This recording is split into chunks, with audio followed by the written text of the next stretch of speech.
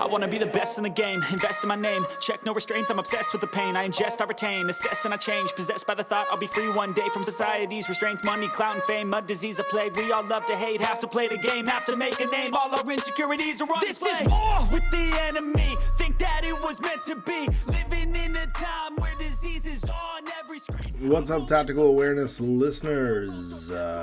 We made it. I am more shocked than you are that we actually managed to consistently put these out every week, and yet somehow we have completed another faction. This is the biggest one we've done so far, 3 sectorials, and now the prime parent faction, Haqqislam, wrapped and on the books. We've finished this breakdown and faction guide tonight with Vanilla Haqqislam. Let's catch up with Owen and Dan. And yeah, and wrap this up with the remaining units and what we think about Prime Hack. All right, welcome back, and we are live with the wrap for Haqqislam. This is the 4th episode on Haqqislam. We've gotten through all the sectorials now. Owen successfully took Assassin's Baram to a satellite tournament called Accommodate, came second, which is a cool accomplishment. But we're back after that now with the boys to talk about our first, I'll be honest, I would say this is actually our first real talking about a prime faction. Because when we did 012, not to knock 012, there was so much different from Starmada in 012, it felt like talking about a whole new faction. But this time around, when we wrap this faction, it's really just a bunch of mercenaries and like 2 to 3 units that we haven't already discussed and what it means to put them all together. So it's gonna be kind of a different episode from the 012 one, because we're not covering as much new ground in so much as we're talking about how the pieces fit when you have access to all of them, which is gonna be kind of cool. But before we do that, before we dive in too far, let's talk about how everybody's doing and what everybody's been up to over the last week. I feel like you guys have hibernated a bit since Colder Than Carbonite. But have you done any infinitying between then and now? Yeah, I got 2 games in on Saturday. So that was fun. Who'd you play? Anybody from the event? Anybody went to the tournament with you? Yeah, I played Amon, our local kind of hip hip hurrah, let's all play Will Infinity together guy. And he was playing Pano something. What was he playing? Neoterra.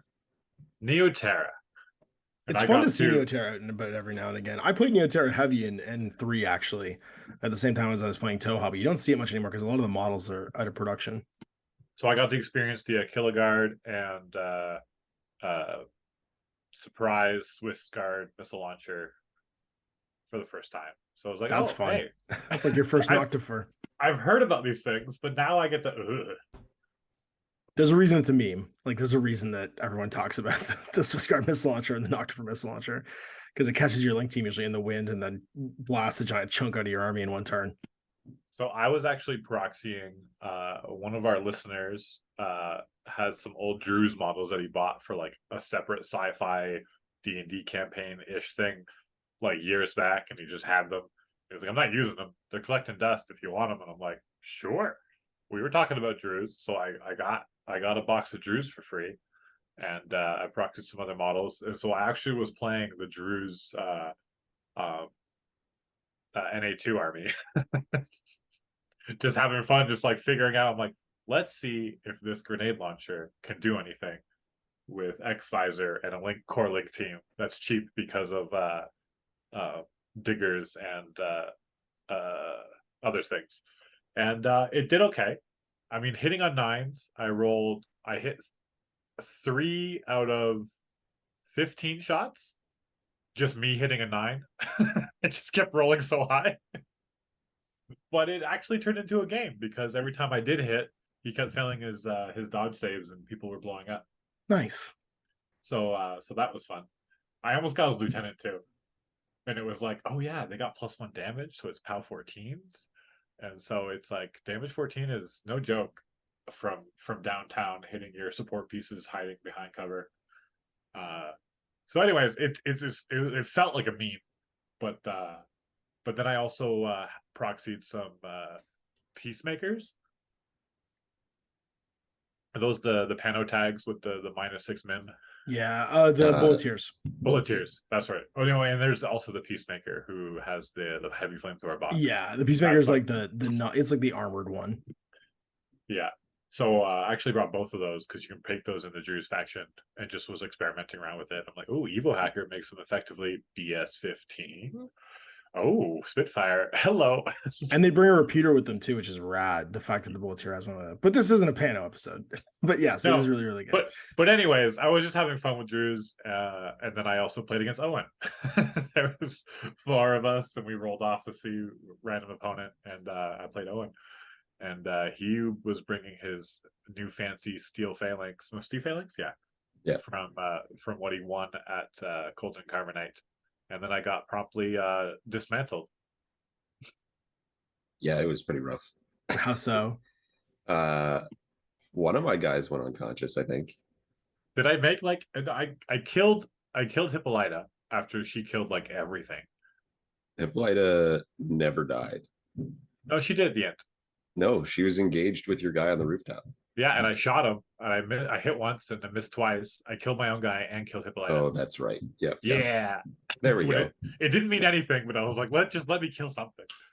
And then my my one Myrmidon hacker got isolated.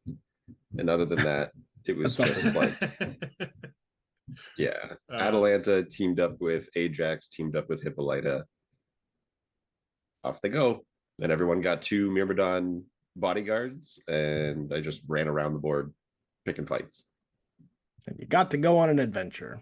Yeah, Atalanta, just like if it's any kind of open board whatsoever, or there's any like fire lanes, it's like, how do you deal with it? Like you have to roll lucky, and if you don't roll lucky, you explode. It's like, no, I mean, she can spot you too, like instead. Like you can, there's definitely ways of getting around it, but she does the one trick she does very, very well. She drives coffin nails. Yeah, I need, like, if I had, I don't even know if I have a hacker device plus in the Jews faction, but like if you had one of those, just dropping a throw a mirror ball. Yeah. I mean, we were talking afterwards, and I had said he should just have his Yuan jump down behind her, like she either turns, which solves her problem, or she doesn't, in which case you Yuan.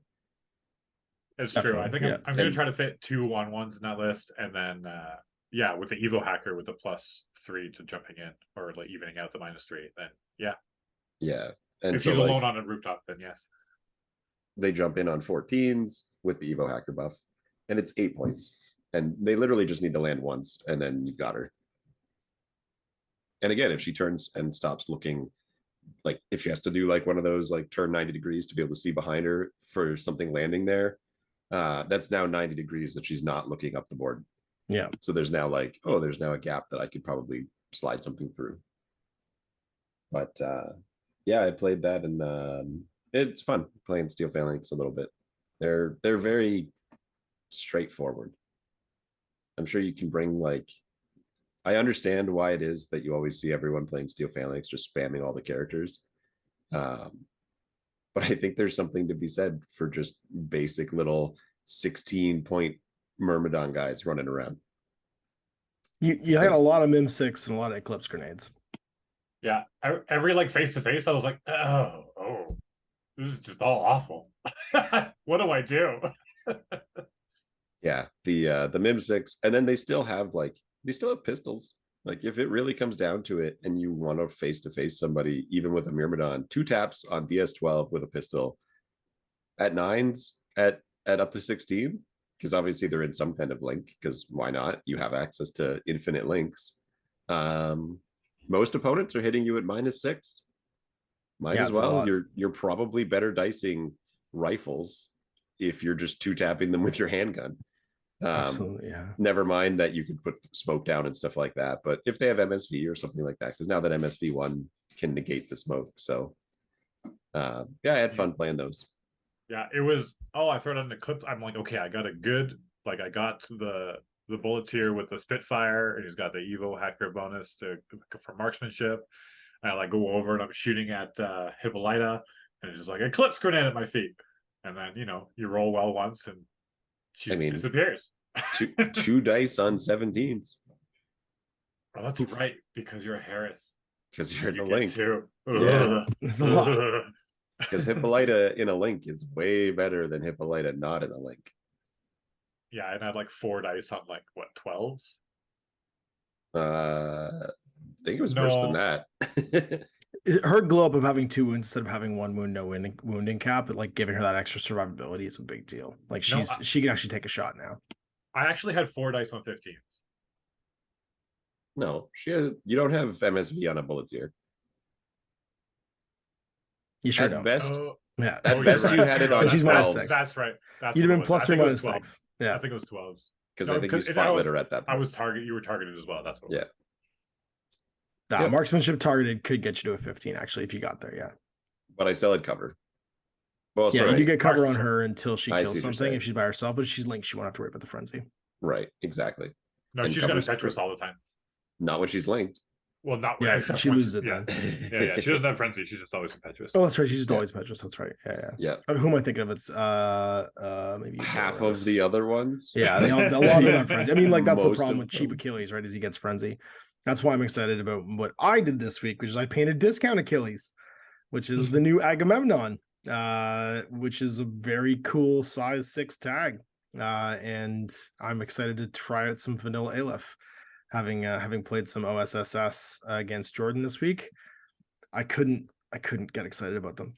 I got excited about them for a minute, but like I can't think of too many lists I haven't tried with them yet, and I've only been playing them for like 3 months. But I like all their pieces, and that means that, and this is a great episode for us to start talking about that. I'm excited about talking the prime version of them, about playing vanilla Aleph. But the Agamemnon, I mean, it doesn't have the mimetism, but it's got built-in ECM hacker -3, ECM guided -6, natural born warrior, CC 20 with a Fizz 14, DA close combat weapon, AP Spitfire, +1 burst heavy flamethrower. It's only 62 points. Hack aware, right? Immunity shock. It does have one little downside, is it's religious, which for a tag is kind of a liability because it has to pass a whip 14 check to dive to cover. So if you are in like a bad fight state and you want to get out of there, it's not going to retreat the way you might want it to sometimes. But arm 6, BTS 6, 3 structure, BS 14, whip 14, 6-4 move. It's a spicy meatball for 62 points. Sounds good. I'm excited about it. I mean, for the same points you get Achilles, the mimetism version, and it's BS 15 on him. He's Achilles is more expensive by like 13 points, by like an entire guy. The big Achilles, the 74-point one, is the mimetism. He's less armor. He's less tough. Oh, you're talking about the Corinthian one. Yeah, Corinthian's the one is basically the same. He's got better BS and better CC, but he's frenzy, right? So as soon as he kills somebody, he's also forward deployment. And I don't think you can duo him anymore because he lost his Patroclus. There's no more Patroclus to hang out with him and do things. So he's got no bonus there. I also painted 3 proxies. I painted the AP Spitfire proxy, the Doctor/Engineer proxy, and the Does Anything proxy, the one that's just like a combi rifle. But I'll probably use her as the 13-point Mark V. It's an FO, the FO proxy, which is a great profile. Like those 2 profiles, the FO and the Doctor/Engineer, are just a 26-point. You die and you have a backup model, so you didn't actually lose anything unit. And then the AP Spitfire is pretty cool too. So I'm gonna start trying out proxies. Do you run Agamemnon duoed with Hippolyta? No, you can't. He doesn't do it with anybody. He definitely doesn't steal phalanx. In Steel Phalanx, he does. Yes, yeah. In Steel Phalanx, he does. Yeah. And that's where I'm going to go to next because Steel Phalanx is I do have an Achilles to paint up. I have all the new stuff. I got a Eudoros to paint up and the new Myrmidon Spitfire. I got a few old Myrmidons laying around to paint up too. So I'll play all the versions eventually because there's only 3 versions of Aleph to play, which will give you some chance to try some stuff out for our next series after this one. But that's it for me this week. Oh, and I also built all the new cardstock terrain. I built the Hlock Station. I think I talked about this last episode, in the bonus episode, though. And I also built the 2 new Black Wind bits, and I built the Tinker Turf crates and little like shipping containers. I forgot how good that stuff is. It's so nice. The Tinkerhouse Studios pre-printed like cardstock terrain is so nice. I gave you some actually. I think I gave you a set of containers, didn't I? When you they're great. They're They're great. so good. They're so cheap, and I discovered that Amazon.ca carries them. So free shipping is also nice for when you're buying cardstock or MDF. So let's dive in then and talk about some vanilla Haqqislam. Let's round the corner and finish off another faction. We'll have 2 down, and then how many left to go? Before we do end to Toha, we'll have 1, 2, 3, 4, 5, 6 left. We've done the second one. So why don't you take point there, Owen, and we'll go through quickly the profiles that are left that we haven't talked about. Yeah, most of the profiles are the mercenary troops, and a lot of these have popped up already in 012. The standouts, though, I mean, I'm going to do this the same route that I have for the previous ones. We'll do light infantry, we'll do it alphabetical. Ada Swanson, I don't think has shown up in any of the factions yet for Haqqislam. Nope, she's new. We haven't used her yet. She's great if you wanted like a cheap defensive model. The hardest thing, though, and it's going to come up kind of as a universal thing here as we go through the Haqqislam profiles. Everything the mercenaries do that you can add to this faction, somebody in Haqqislam is doing it already, and they're either cheaper or better at it. I don't think anyone has viral mines. She does give you viral mines. That's a Muyibs thing. have viral mines. Do they really? Oh, yep.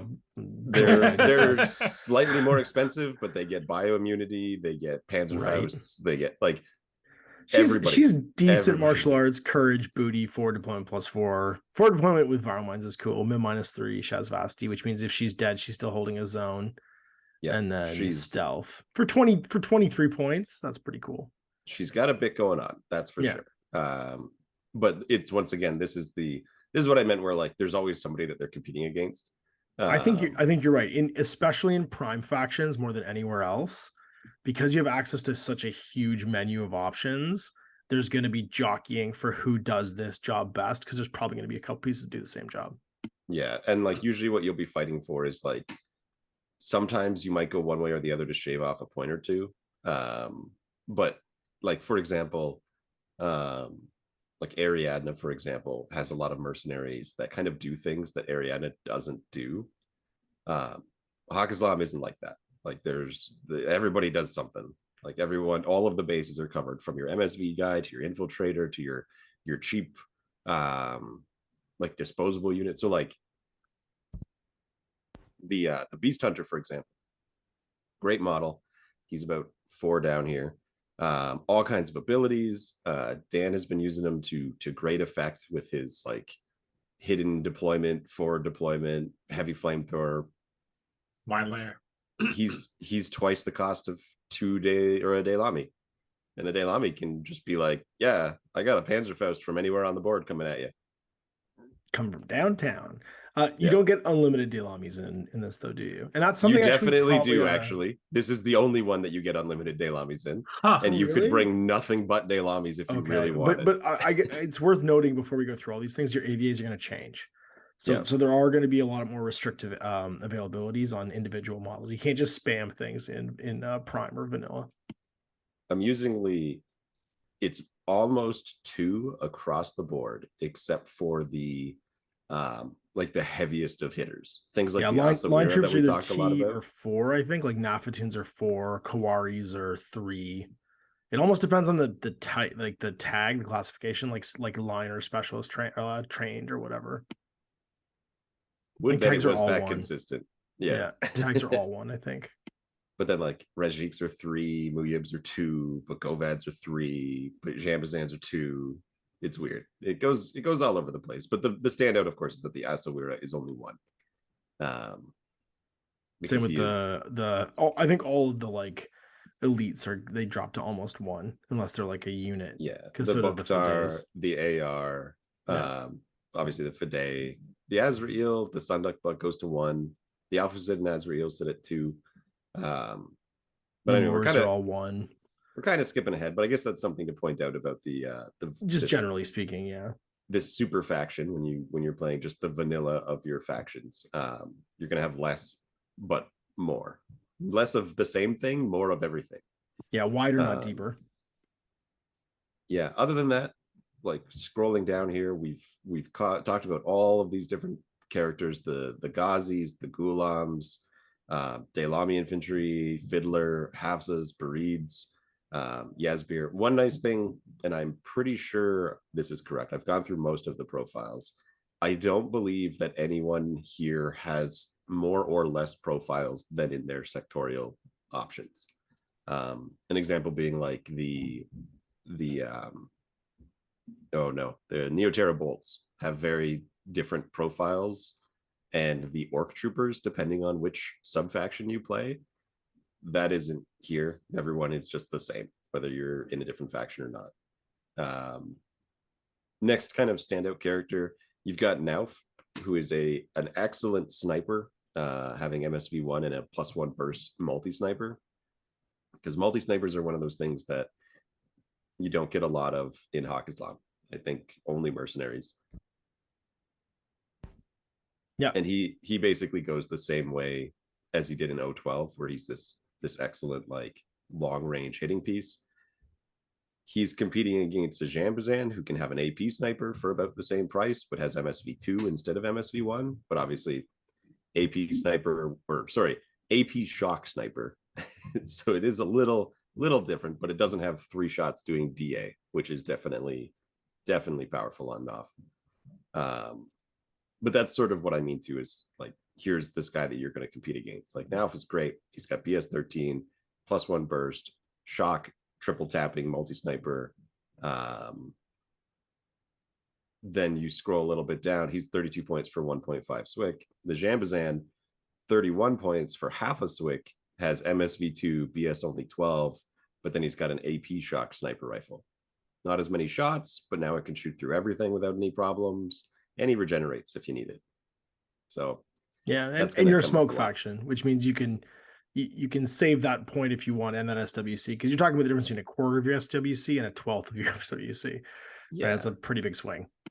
And you are spoiled for smoke on grenades, on people's hands, on infiltrators, on all kinds.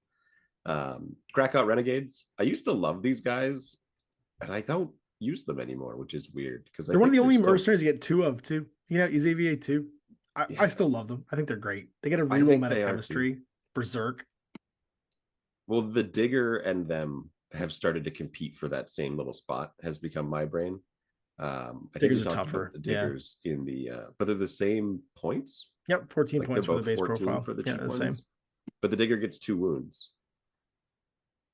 Like meta chemistry reroll is cool. Veteran is also fun.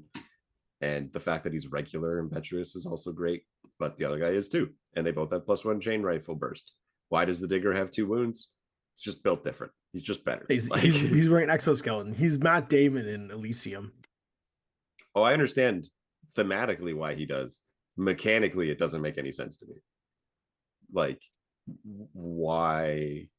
Anyway, that's been my issue with the Crackout Renegades. Is every time I'm like, oh, I can bring a Crackout. I go, or I bring a Digger for the exact same cost, and he's 2 wounds and does the same thing. Life hack: proxy your Krakouts as Diggers. Joke's on you. I just made Dan print me some Diggers. Fair. But you get access to 2, and they get a bunch of different profiles. Like you said, they get the 14-point cheap one. They also get chest mines instead of chain rifles on the other ones, but they can have a boarding shotgun, a red fury, or an SMG +1 burst option. But you're climbing to like 24 points now.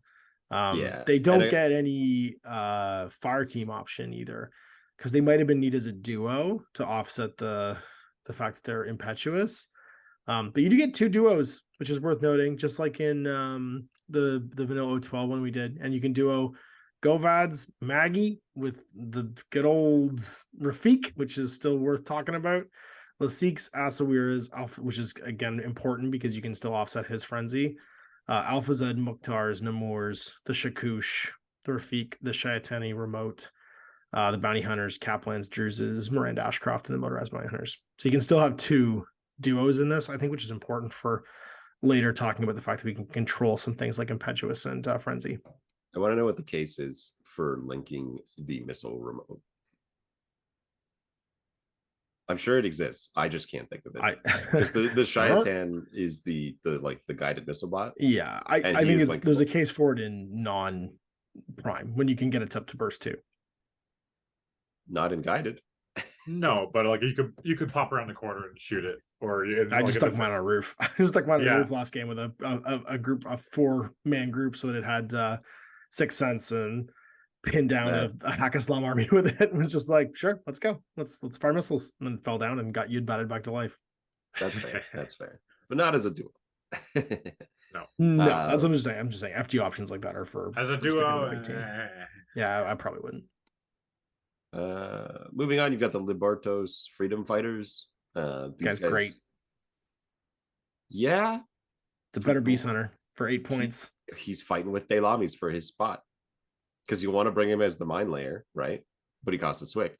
He's a whole SWC. They had to do that though to make him less amazing, because he's you're right. He's basically an 8-point Delami, but with mine layer instead of a Panzerfaust. Yep, but he's got 3 mines.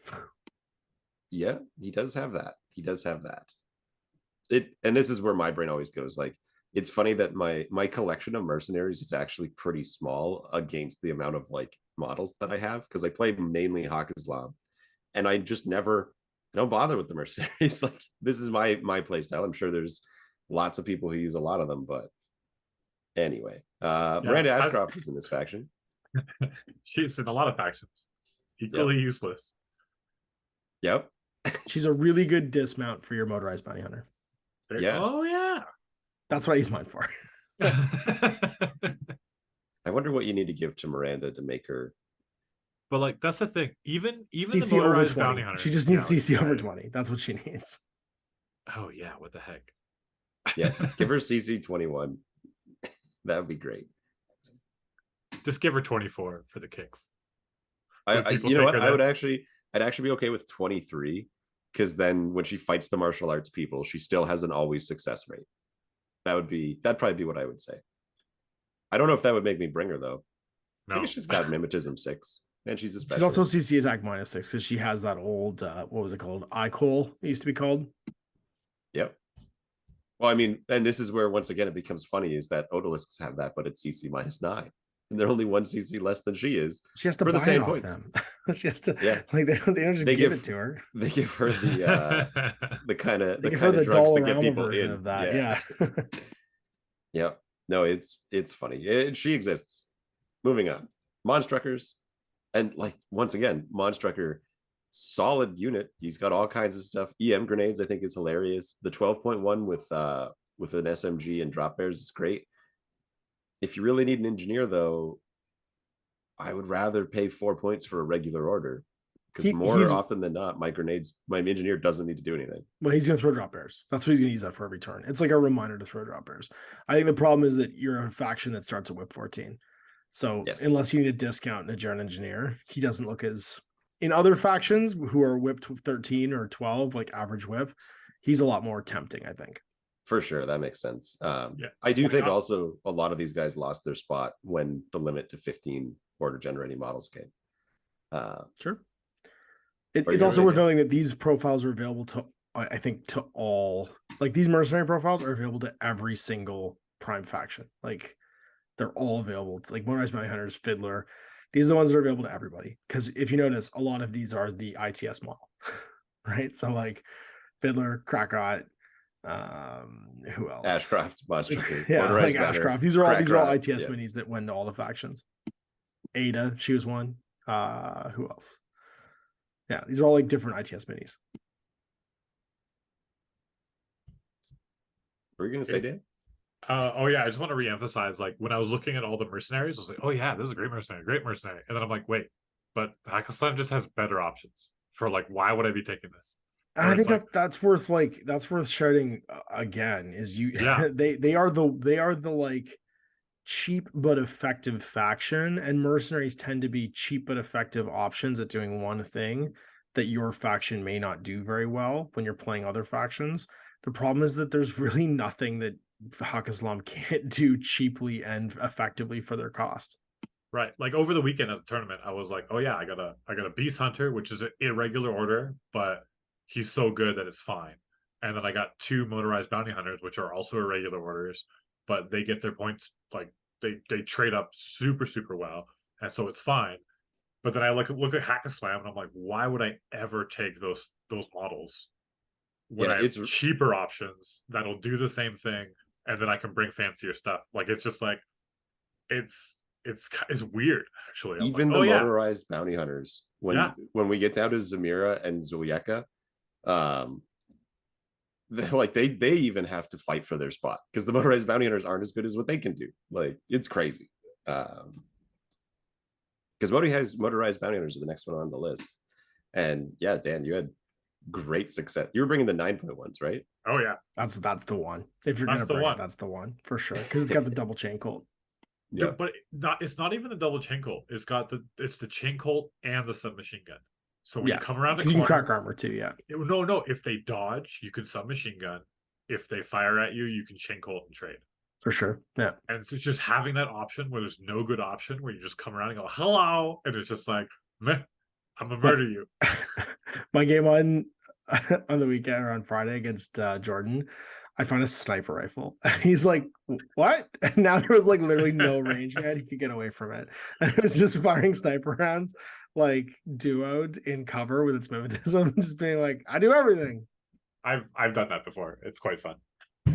I think I killed a taiga with a sniper from the motorized bounty hunter. It's like you're playing it's like you're all of a sudden playing like Overwatch, and you just find the right gun. Like, it's so funny. My absolute favorite is getting like +3 or +4 arm or whatever. If you get that, because then you're like, I'm gonna trade. Also, I'm arm 5. Oh, I tanked it. I'm gonna trade again. And now that you can give up impetuous to have cover, it could be even higher. Oh yeah, it's so good. Here's my armor 8 motorized bounty hunter. But all that being said, I don't think they have a place in Haqqislam.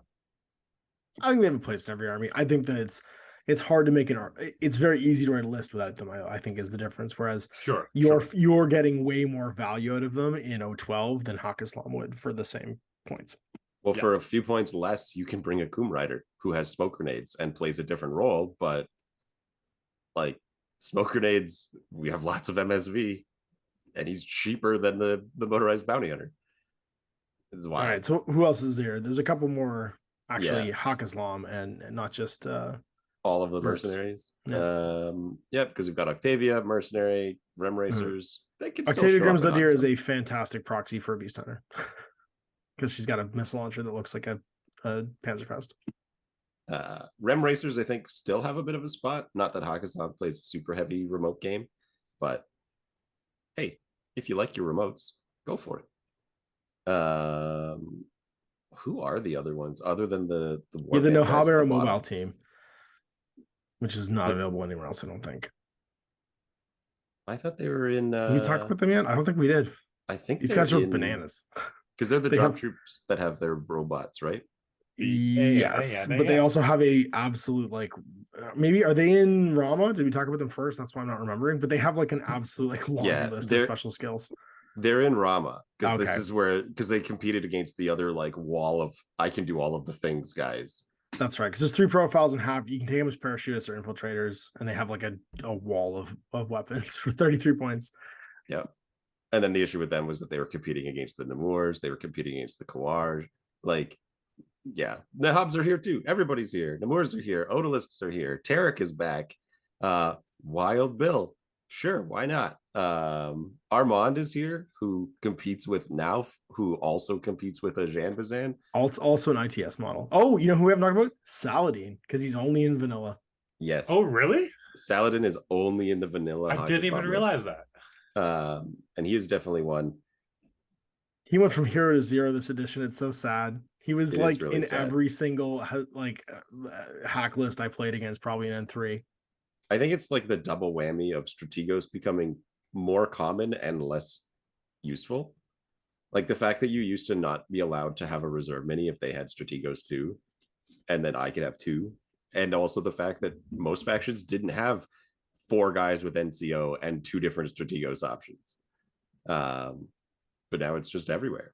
So I still like bringing Saladin. He's got some amusing little tricks he's Strategos too. He has +1 command token. He's a repeater, for some reason. And he's weirdly tough. Like he's no wounding cap with 3 armor, 3 BTS. Shock But if you courage play, too. if you play a bit of a hacking game, you can really mess someone up if they come to go after your lieutenant. And you do have access to chain of command here too, so it's not nothing. Like you can have a bit of a reserve to back you up. Not that chain of command is cheap. You're still looking at almost 30 points for any of the chain of command guys, but yeah, Saladin, it ain't what he used to be. I guess other than him, for Haqqislam, we scroll all the way down Hakeem's. to the. We didn't get the Hakeems, did we?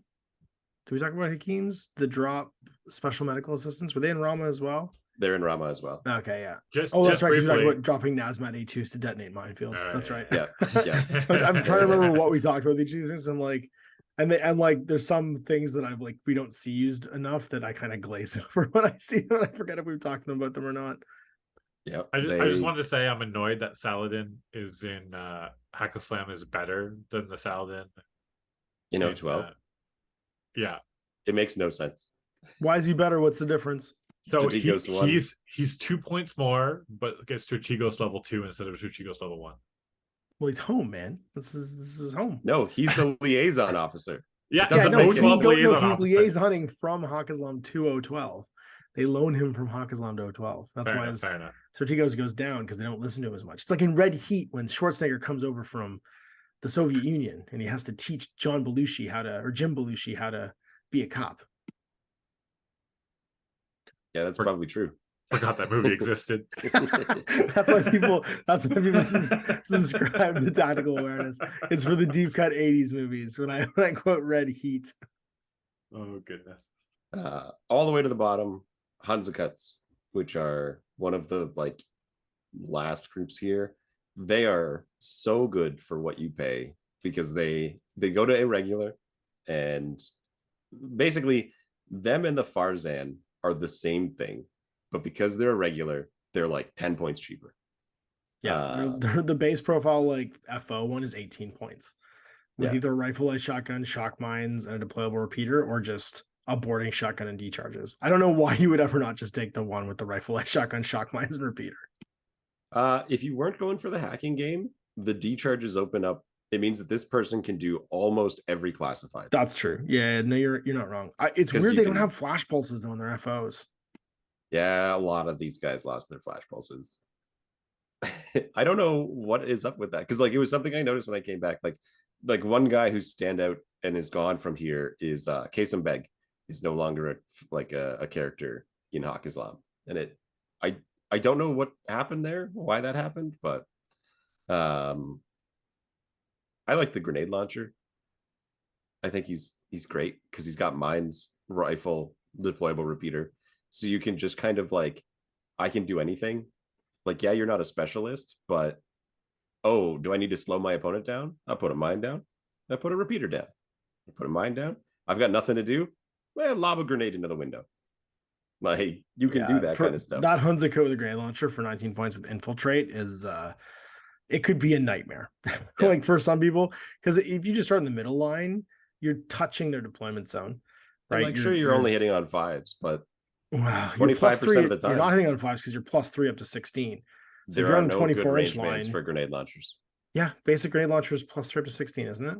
You're wrong. They changed it. Oh, Welcome to N4. Damn it. The future is now, old man. Damn it. Oh well. You're probably right. Yeah, no, they're not what they used to be, but still, it has a mine, it has a repeater, and it has the ability to, if nothing else, take a unopposed attack at your opponent, 25% success rate. And you're irregular anyway, so go get them. And then the bottom are the warband troops that are unique to the home faction, which is the Kum motorized troops. They used to, there's the twins, the Nazarova twins, Zulieka and Zamira, and then the line troopers that are the Kum motorized troops. They're AV8 total. You used to be able to bring Kasem Beg to make all Kum regular. Can't do that anymore, but they are still like dirt cheap, absolute expendable, like the harder part of them now has become the limit of 15 models has made it harder to justify using the Coom Riders, because the Gazis can do a similar job.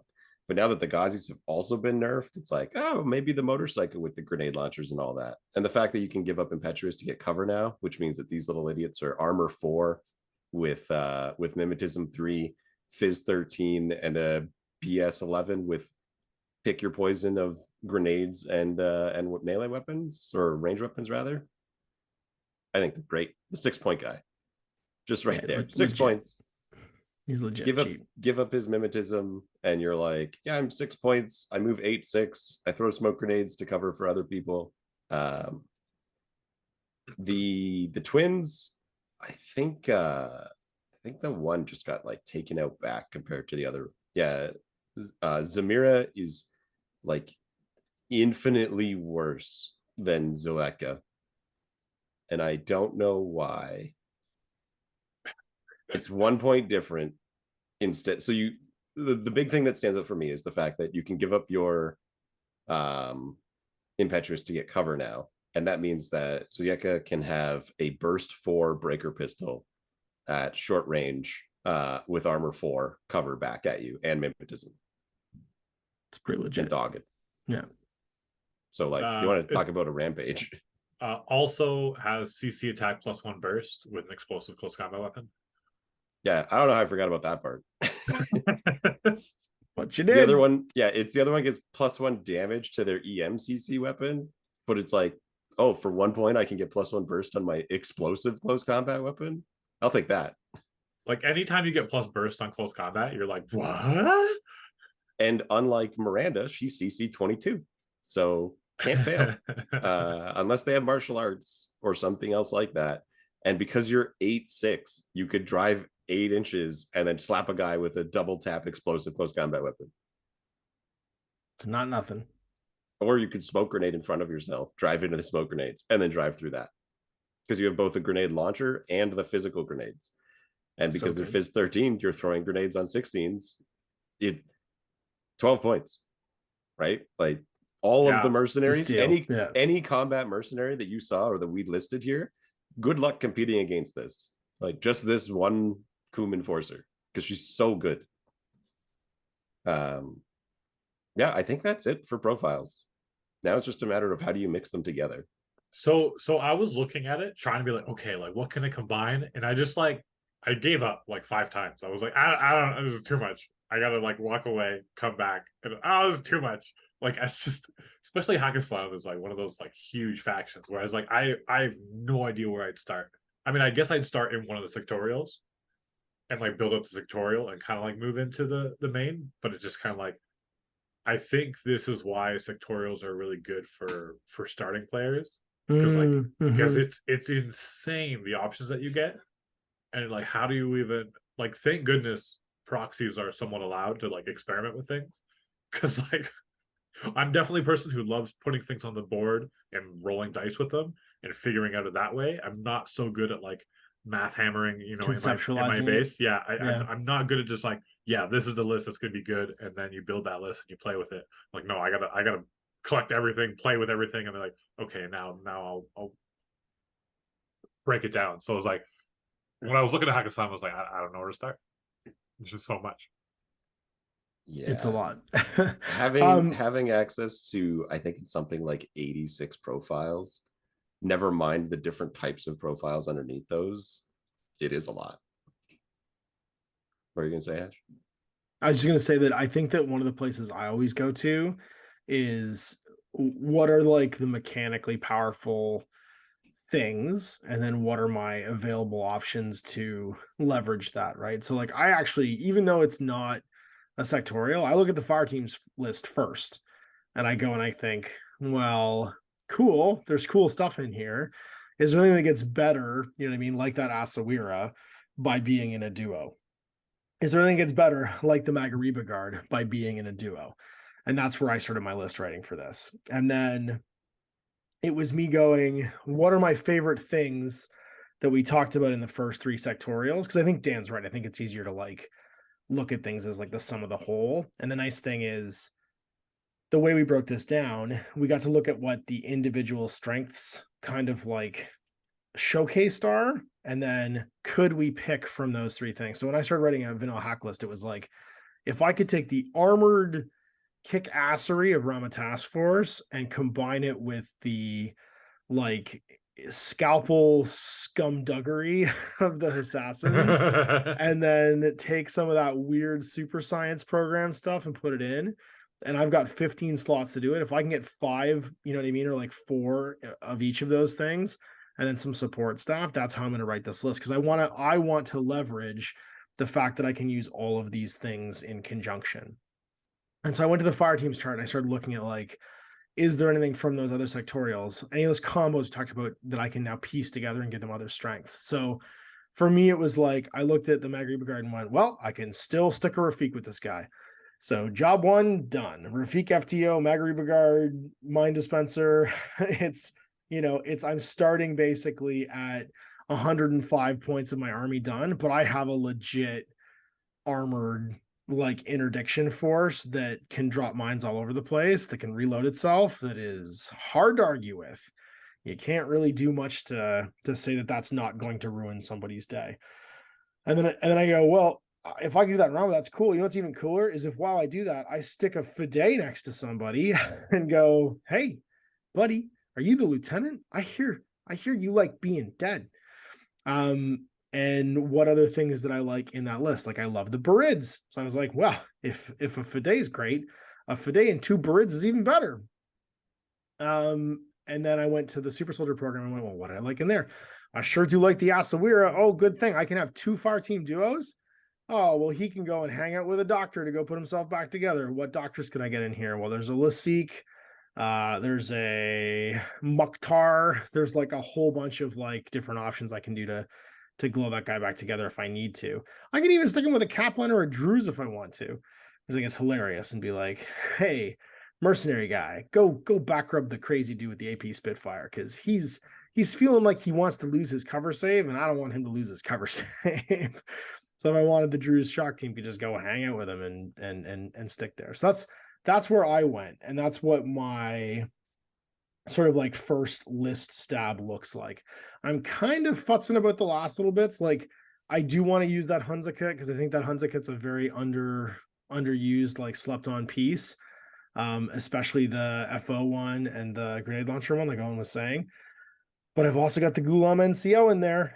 All right, got to get that Gulam NCO with his grenade launcher and his smoke grenade launcher to put smoke grenades wherever I feel like it. So yeah, that's kind of how I approached breaking that down as I went. What are individual sort of like things that I liked in these other lists? And if I could do a greatest hits album basically of stuff from Haqqislam, what would that look like? And that's what I got to. So right now, my group 1, I'm kind of waffling over the last like 32 points, but my group 1 is a Maggie, Rafik FTO, double bird killer hacker, although I could probably take the regular hacker too. An Nigerian engineer with 2 Nazmats, because I'm already sunk into keeping that guy alive. Yep. A Fide, a Mutt with a boarding shotgun, Emirat smoke grenades, because I want that for if the Maghreb Guard can't fight it, then I'm going to send the Mutt. He's going to go smoke his way over there and then, intuitive template EM, whatever thing he wants to fight. And then it's the Gulam Lieutenant +1 command token and NCO. And then probably the Asawira AP Spitfire with maybe a Druze Doctor. I don't know why I would take the Druze Doctor if I could have another one, but he's cheap. Oh, there isn't a Druze Doctor. Is it the Kaplan that had the Doctor? Which one that I was looking at there had a doctor? Yeah, it was the Cap one that had the doctor. Because he's relatively inexpensive compared to like the heavier hitters in the list. And you could do him with the Asawira, and he's got like a nice mimetism. He can put his arms and legs back on if he needs to. He's shock immune and mid -3 if he needs to get into a fight, and he can still do that too. Because otherwise you're looking at buying, I think it's the Mukhtar. And the Mukhtar's a bit expensive. Where's the Mukhtar at? Is he light or is he medium? They're light for some reason. Mr. Mukhtar. Mine don't they don't alphabetize him. He's light infantry, 31 points. There he is. Yeah, he's 31 points. I mean, he's Dr. better. Shotgun. Yeah, you're paying 4 more points, but you're getting Doctor +3. So maybe take the Mukhtar. Yeah. No wounding cap is also great, and mimetism. Like Yeah, he and he's still got he can be like, yeah. if things go bad, I'll take over. Yeah, he could go point man if he or even if things get close, right? Because that AP Yeah. Spitfire 0 at 8. So he gives you like a backup gunfighter in there He's too. PS13. This is again not nothing. So Yep. I'm looking at what do I got here? I've got way too many in group 1 all of a sudden. I've got 10-1. Yes, there we go. I think we're legal now. I got 10 more points to spend. So I could throw in something fun and crazy like Coon Bikers. The Mutt's all by himself right now in a thing. But I could put the Coom in with him. You could bring the Beast Hunter FTO Mine Layer. You could bring a I get Daylami 2 grenade Coom, launcher. couldn't I? Because Coom are what, 5 points? 6 points. You could bring 2 more Gazis for 5 each. Yeah, but then they're garbage Gazis. I guess I could take 2 more Bring Gazis, Emerats. Bring double Emerat Gazis. That ain't garbage. But I don't even I have no Delamis yet either. That's the other thing is I have no Delami infantry. And I was thinking about taking the because if I have a yeah, that's what I could do. I could take they only have light shotguns. There's 6 points of the Panzerfaust. Damn it. Everything sucks. Bring 2 Marat Gazis. Marat Gazis are great. I mean, they're such good great. defensive pieces. Like anytime somebody like if you want to defend your back line, this guy just hangs out. Like he doesn't really go anywhere with his impetuous. You turn his regular or irregular into a regular. And then the moment you have a lot of shooting pieces here. But there's like, the problem is there's no so far in this list, there's no defense. There's no like I'm going second defensive pieces. And Delamis provide that, right? Yep. So maybe I cut one of the what do I cut here? I could cut one of the I cut that Ghoulie NCO if I wanted to. He'll save me 15 points. I could cut one of the Brids. And he'll save me 15 points. And now I've got a floating. While you noodle over the last of yours, I have my list made up. Go for it. For me, when I'm playing vanilla, it has to be for the things that vanilla gets that the others don't. Because my perspective is that if you're going to lean into like Magariba guards or you're going to lean into Fides or any of those, just play the sub factions because they already have everything, but they're that +1, right? They have the extra AVA, they have the extra guy, they have the link team. But if you want to dig into like the funny stuff that vanilla does, my perspective is to go vanilla. I posted my list in the patrons chat here. Saladin, Lieutenant +1 command token, Zulieka, because I think she's amazing. An Al-Hawa mine layer with a sniper rifle, because he's going to pretend to be in my deployment and use his mind to just screen a little bit in the middle of the board. 2 diggers, just because I need orders, and some more like get in the way infantry. I chose the Azrael as my hitting piece because I think the flaming AP HMG is amazing. And I also brought a Jambazan as like the number 2 because him teamed up with the Fide, who is my next guy, or Zulieka means that I can toss smoke on him right off the get-go or smoke on my opponent. And now I have an MSV2 HMG with regeneration. I brought a Sunduck Butt, Neurokinetic Viral Rifle, so that he can sit halfway up the board and just play, if I'm going second, that we were talking about. The Bereed Killer Hacker, because I think he's amazing. And then my group 2 is 2 little Hunzicut Forward Observers, who, if anyone in the first group dies, Saladin can move them up to group 1 for free. And outside of that, they just use their regular orders to just fill the field with mines and deployable repeaters or do objectives. And that is my 304. It's the 4 SOEC. Mine's only 3.5 Yeah. actually, hilariously, because again, we're both leaning into so much of that like defensive tech stuff and irregular stuff, like your Hunzicut. Because I think the Hunzikuts are amazing. One Don't thing disagree. to note that I noticed is that the Rafik, you don't have to take the FTO version to No, it's any. Yeah, you can take the cheap one. So you can save 6 points, which in Haqqislam could That's a Coom Rider. Yeah, you get another motorcycle for 6 points. But no Red Fury then. Right, you're dropping the Red Fury down. I mean, and let's be honest, like a marksmanship Red Fury is no joke, right? You're gaining 6 inches of range and a shot and shock. Yeah. Or shotgun. Maggie doesn't like people getting close. Then it's flamethrower time. He does if you booty find grenades. which Jordan did during our grade. I was throwing Fizz 20 grenades out of the hatch of his, within 8 inches of the hatch of his Magriba garden. You know, Maggie can bring a grenade launcher too, by the way. It's not the same as throwing them. You want to throw them by hand because it's then you can use that Fizz 17. Maggie's got strong arms.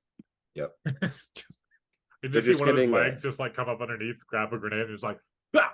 I just imagine it was like the turret hatch opening and like the pilot just like throwing out the potato masher like it was Fury. It wasn't even a grenade. They just had the tread like rest above some gravel and then just spray it at you. Yeah, they just did donuts. It was just an aggressive donut. Just burned out all over you. Yeah, yeah. But it's funny, we came with such different lists. But both of which, and it's interesting because yours leaned into some very different things too that you didn't have access to, which I think is cool. I think it's cool that you took things the other factions couldn't, whereas I was like, what are these interesting sort of like mechanical advantages that the individuals had, and how can I like Voltron them together? Because my perspective is that, like, basically everybody who is in Task Force, you should just play Task Force if you want to lean in on any of those things. Because Task Force has all of the, like, you want to play Magariba guards, you bring Maggies, you get an MSV link team, you get this, you get that, and there's a lot of ways to protect it and link it and like team up or bring a second Magariba guard.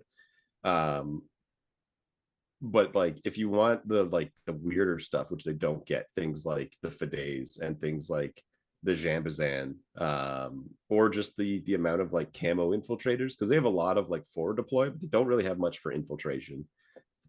You got to go into the assassins, but then the assassins, they've got the Asawira for a great hitting piece, but that's kind of their guy.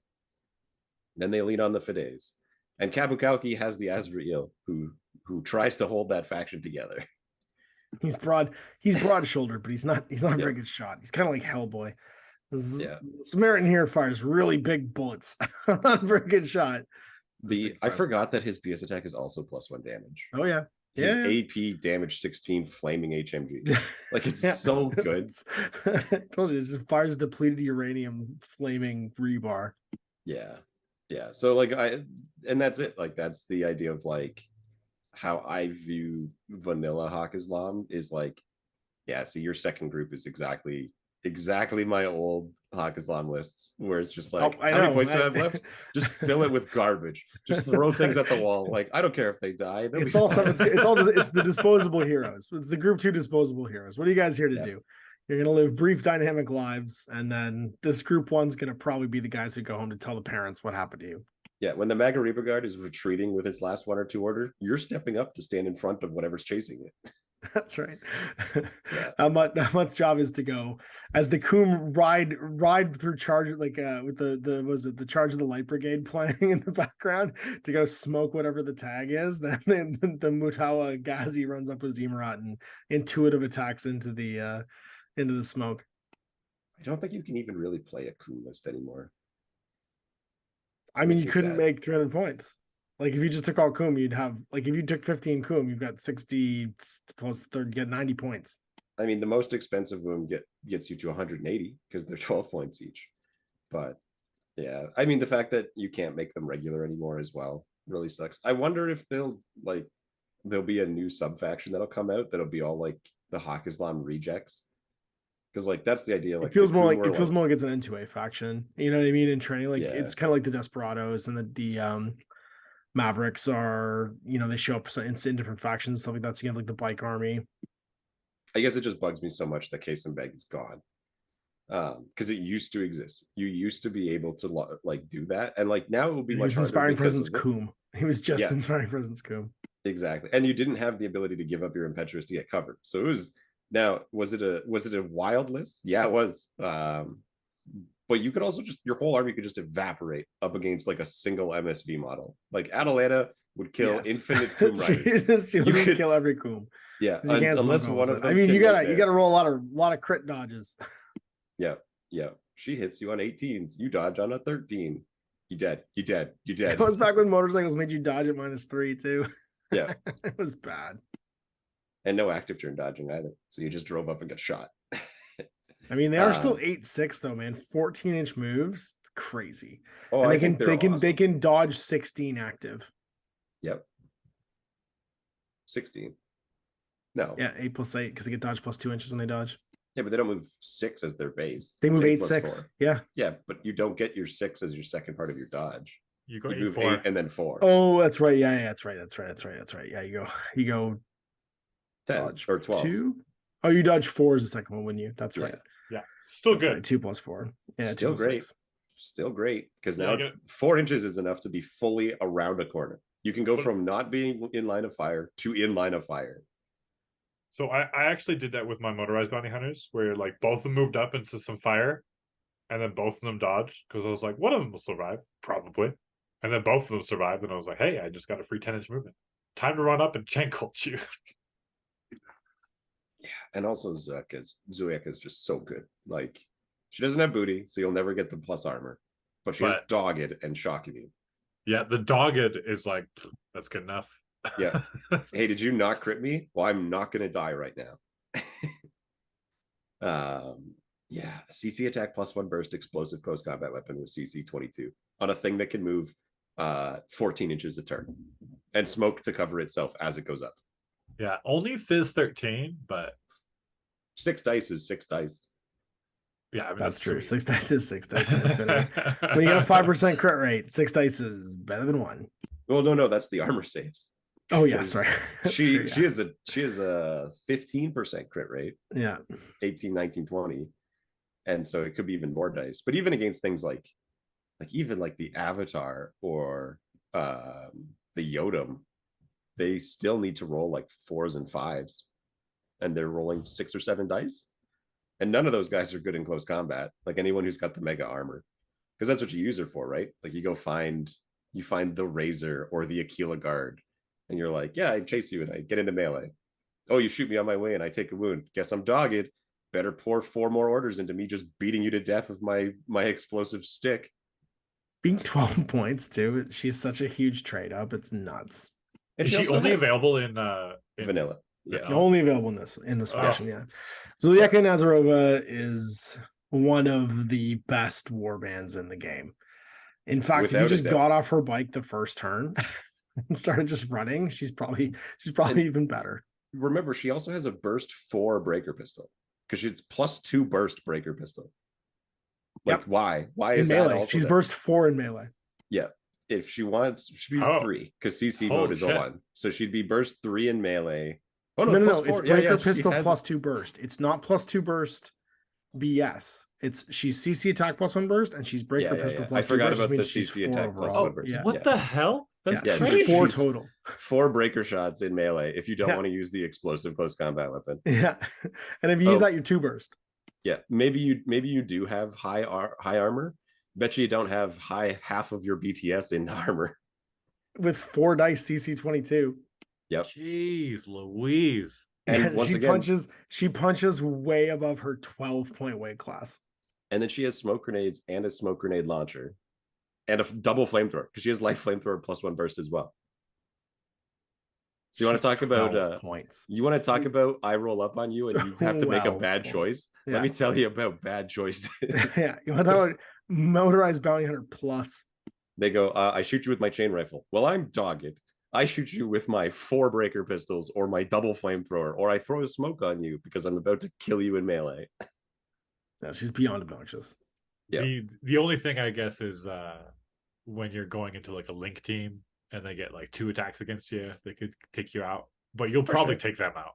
Like it's. I mean, if I drive 8 inches into the middle of a link team with my double flamethrower, go ahead, shoot me. I don't even care anymore. Yeah, 2 light flamethrowers. I just traded the Gulam FO that I put in there for Zulieka. Yeah, you have to bring her in vanilla. Like she's so overwhelmingly off the curve. Like you want to. This is old Gazzy territory.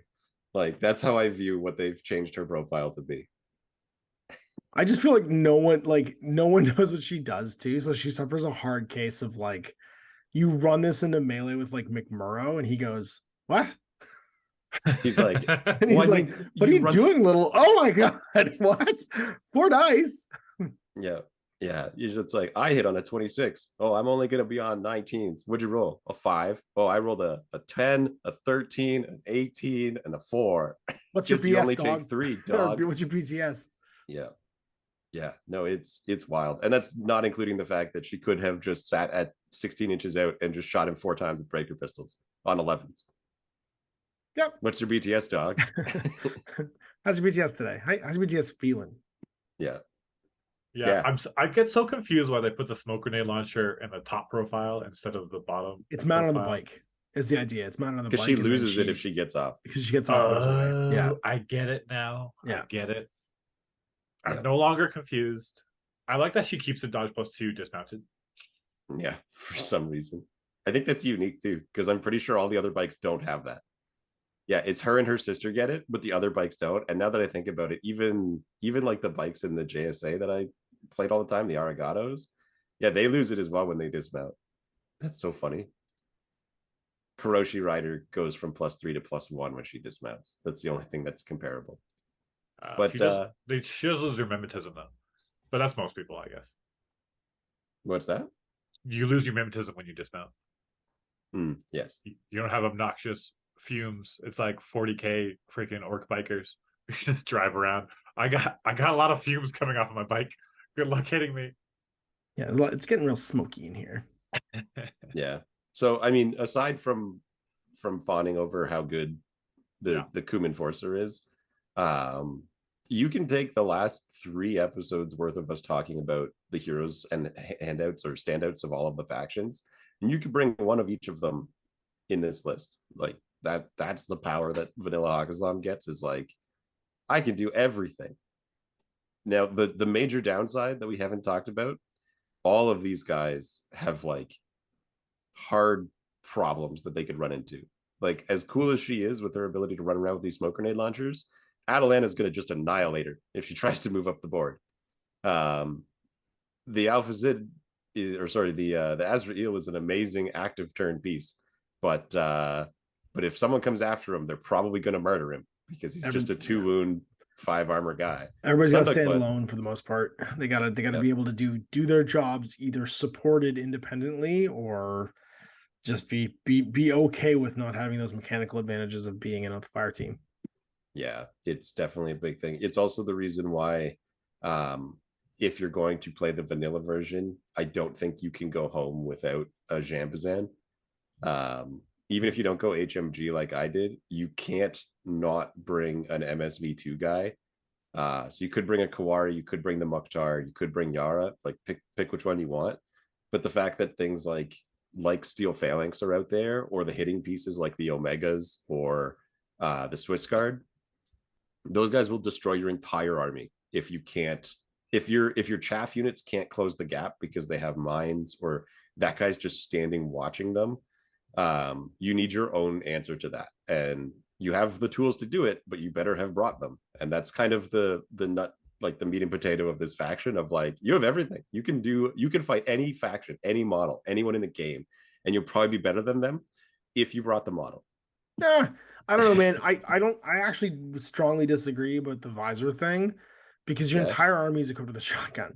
So like, and I get you're saying you have to close the gaps, but you're talking about an army that wants to close the gap with you. Like, most of those armies you're talking about, the lean hardened, that are also trying to fight you at that 16 to 24 inch band range, and then that means you're one smoke grenade away from getting into shotgun range with them. And you've got tons of flamethrowers and shotguns and mine layers and stuff like that, or mine dispensers that you can use to drop those templates on them, and then that mimetism doesn't mean anything. I guess I mean it in the sense that every one of the guys I listed has long range weapons, like the Omega or the Swiss Guard. Or sure, yeah, those guys do, yeah, like for sure. The guys that I thought you were talking about Steel ones. Phalanx and like Ariadna and these like guys who lean into like cheap light mim models and camo. Oh yeah, the fight against Ariadna is, I think you want the MSV guy for the other side of the coin, where they can't deal with you when you throw a smoke on your head and you go like, die peasants, this is what you get for being too poor to get MSV2. But yeah, no, it's because of the like that selection of like superhero hitters that are out there, that your chaff units depend on smoke to some degree to get across the board. And if your opponent has a way to deal with that, you better have something that can reach out and like your list has a Magariba guard, which also solves that problem. Like, he just forces it. He just drops mines next to them and then looks out and goes, I can do this all day. I think that's the only thing in your list that I think is odd, is that you don't have a Camille, so you can't. Oh, I guess the Mag Reaver Guard reloads itself. I keep forgetting. Yeah, it doesn't care. Baggage. It doesn't That's care about that. It doesn't need to. There was somebody who brought up the other day, they were building a list in Nomads, and their tag has the Mind Dispenser as well, and that was my only comment, was to add baggage. But yeah, Mag Reaver Guard does solve that problem too. But if you're gonna bring a Mag Reaver Guard, why don't you just bring 2? Because I want a Mag Reaver Guard expensive. and a Fide. I want there to be a guy standing next to the guy I'm shooting, making him real nervous while I'm dropping mines next to him. Dude, Mega Riva Guard and Fide is actually hilarious.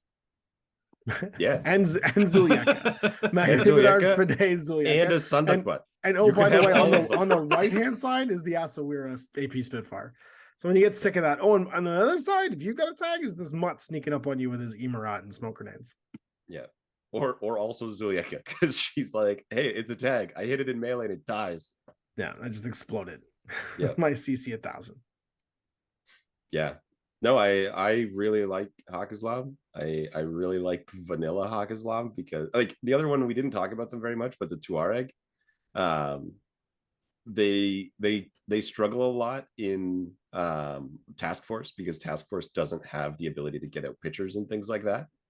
The Tuareg is an amazing, I can do anything hacker or doctor. You want to talk about a person who will beat every like special objective? Try a hidden deployment whip 15 doctor or hacker With 2 Maznats that start up halfway up the table. Yeah, which Oh. you could also Yeah, do. imagine you're infiltrating Nazmats, clearing all the mines. Oh no, But no, we're talking also- about different things, because the Nazmats don't get the infiltration with the Tuareg. Don't they? Don't you get the same? Oh, I'm thinking of Mine Layer. Mine Layer where you get Yeah, the same Mine Layer, they deployment can- rules no, as no, your no. guy. That's right. Yeah, yeah. They get the normal deployment rules. The Tuareg hacker Perfect, don't is they? usually the Oof. one, because you tag team the Tuareg hacker with the Hunzakuts and a Bereaved. Yeah, I'm thinking of Mine And Layer. then now the Hunzakuts can be like, I put down this little deployable repeater. And they're like, oh yeah, I'm going to come kill you. And then the Tuareg is like, I shut off your tag. I beat you in a face-to-face roll. And you can bring a Bereaved too. Like if you want to play like a really mean hacking list, you could do it. Like between the Bereaved, the Hunzakuts, and the Tuareg, you can go up against Nomads. Like Nomads have crazy stuff too, but so do you. So do you. Especially because it's hidden deployment. And so like you're not susceptible to them during their active turn. It's only when the time comes for you to go do stuff, that's when the Right. fight starts. I wish and there was then- a Tuareg killer hacker. Right. Knowing that Mind Layer works now while hidden deployed also increases the value of that in my Definitely. mind. Yeah. I don't know if it beats out like the ability to just like, I'm Doctor 18 halfway up the board at any time is really good. There's a lot of times where I've had like a model like a Azrael or an Asawira who fight their way halfway up the board and then go down, and then only for the Tuareg to just be like, I use my own order. I walk 4. Okay, now I use an order. I walk up and I bring him back up on an 18. Legit. Yeah. And you never know. I can't decide if the 2 Coon Riders are as useful as a Gulam with a smoke grenade launcher. NCO. I can't decide. Probably the Gulam. What lieutenant did you bring? I brought them just the regular. Oh, little baby. I think baby it's the Gulam NCO. I think it honestly is, because they can do the same smoke tricks. I don't know. I like having 2 it's 4 orders. I mean, you throw. Yeah, I think the Coon Riders is the way to go, because the It's- Gulam grenade launcher, it's like, yeah, you gain access to your lieutenant order, but like if they've assassinated your lieutenant in this list, even if you went second, how badly does that actually affect you? Magariba Guard and Fide can't go on a rampage, but you've For a got turn. 1, 2, 3, 4, 5, like Yeah, it's 6 true. guys who are just going to go and do whatever they were going to do anyway. And then the Maggie takes over. The Maggie's like, I'm the captain now. Yeah. Yeah, or the Asawira takes over. Maggie's like, conveniently, I can reload myself 1 extra time now. Yep, exactly. So like that, I would stick with the Coon Riders, and also that way, if anyone does assassinate your lieutenant, they're not getting away, because Coon Riders are whip 8 or whip 14. Like they're Yeah, they're still legit. just as good as the rest of Haqqislam. So like, Well, I and played the a, more uh, warbands you have, honestly, you're fairly resilient to Lost Lieutenant because you don't lose your impetuous order, right? And you're already a regular. So it's just like, what happens this turn? Well, the crazy guys, they stay crazy. Off they go. I did actually forget to mention the two interesting things in the remote section here. You get access to 2 HMG TR bots, but you only get 1 7-point flash bot. Yeah, one Fanus. And then also weirdly, you get 3 Nazmats. I Yeah, don't know not why. 4. Usually you Yeah. get enough so that you can cover your doctors and your engineers to each have 2, but not in this case. Yeah, and then usually the sectorials only get 2. You do get the aeromobile ones though, which That's means true. you'd have access to the Nazmat A2s. Yeah, but I mean, once again, the Fanus remote, he has to fight for his spot in this list because once again, he's competing with like Coom Riders. Yeah, he's 7 points. I mean, he's 7-point regular order, which in any list is great. But when you have these like incredible 8-point Daylami trading pieces where you're like, I could just have another Daylami. Like, why would you have another Daylami? Oh, I could have a jammer on a Gazi if I wanted, who also has a chain rifle, like for cheaper. And it's 2 points. It's 2 points that, yes, they're irregular impetuous, but those 2 orders will get you further if you're going to use them every turn to go cause absolute chaos. Yep. I guess that's another order for Saladin as your lieutenant, because you get that extra order or command token to move things around or like to make things regular when you coordinating can be a really big deal in any also coordinating faction. when you have tons of irregular. That's right. having lots of ability to coordinate can be a huge deal when you're playing vanilla because you don't have access to fire teams. You lose that order efficiency. So having an extra command token can make a big difference when you need to like break a hitting piece by coordinating 3 Daylamis to shoot Panzerfaust at it or whatever that is. You know, you need to up those chances. Your Al Hawa and your 2 Hunzikuts all decide to place mines down at the same time. Yeah. Like, or sorry, a little extra bit of efficiency can have the regular. Never mind. Doesn't work. I take it all back. Not for the Hunzikut, no, but it would work for the Al Hawas because they're both regular, right? Yeah. Here's what you do: 4 Daylamis with grenade launchers, coordinated spec fire grenade launchers onto their lieutenant. And then you do it 5 times. And you're like, hey, there's my first turn. Now I'm going to spend. Now I'm going to spend the other with you, buddy. I'm going to spend the remaining 10 orders playing the rest of my list. Swing away, Merrill. Go for the fences. Oh, look, it's probably going to work, right? I mean, how many shots is Owen's superpower is making compelling arguments for absolutely ridiculous plays. I think if we do the math on that, it's like 150%. It's 20 grenade shots hitting at 25% of the time. It has to be 100%. It's like 300%. That's a lot of percent. Owen's math is never wrong. In all fairness, actually, it's wrong. You could probably hit their whole side of the board. Just coordinate. You just carpet bomb. Just carpet bomb every time. But you only do it with the ones that are infiltrating so that they're already in 0 range. No, they just use their irregulars to get themselves up 8 inches first. No, fair enough. I was just thinking you could use the infiltrating. Yeah, they don't get the infiltrate on the grenade launcher, unfortunately. Wait, do you have to be... No, I'm talking about the. Hang on. You're talking about Panzerfaust. I'm talking about grenade launchers. I'm talking about the Hunziker grenade launcher. You can have 4 Hunzikets? No, you only have 2. Wait, because the grenade launcher gets you 24 inches? 16, I thought. Yeah, it's 16 to 0. Yeah. Oh no, up to 24. 24 to 0. It's 0. Well, then that, sir, is the whole half of the table. So you do your first irregular order, and then you just start shooting grenades. Too bad you can only have 2. Are there any other irregular grenade launchers? That'd be the question. I mean, you could bring lots of Daylami grenade launchers. They're half a Swick and 10 points. Daylamis get grenade launchers? Yes, I can. I thought we were talking about. Never mind. I can bring 12 of them if you wanted. Okay. Never mind. And then 2 Magariba guards. Yeah, no, that's horrifying. Yeah, just 10 of them. That's your first group. 10 Daylami grenade launchers.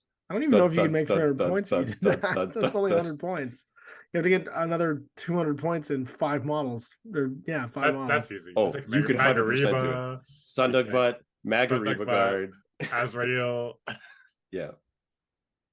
You bring grenade launcher, Magariba Guard. Just something has to be. I'm just saying something has to be in charge of these assholes. You need to have a lieutenant in there somewhere.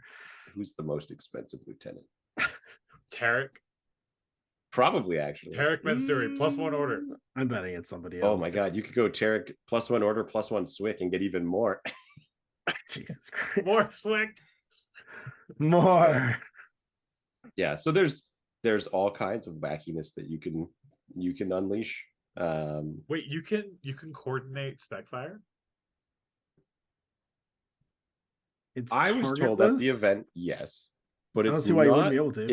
It's speculative attack is actually what it has. It doesn't have targetless on a grenade launcher. Sorry, that's right. Yeah, because it's that's a trait of like smoke grenade launchers. Because you don't have to target a model on the table, you target a point on the table. Oh, so grenade launchers pretty sure don't have targetless?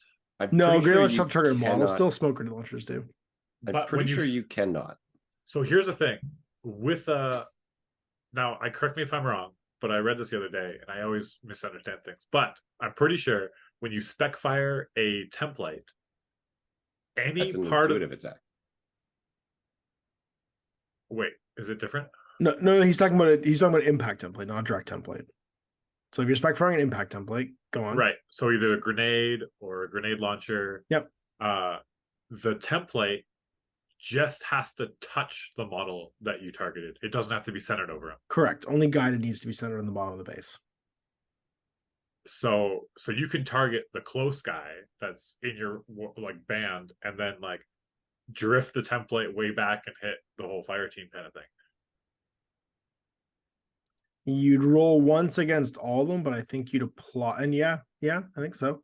Yeah. So it's just it's a case of old shotgun rules where the close model gets the mods created. Yeah. You're still targeting the one guy, right? So that stays the same. So that's the face to face on the dodge or whatever.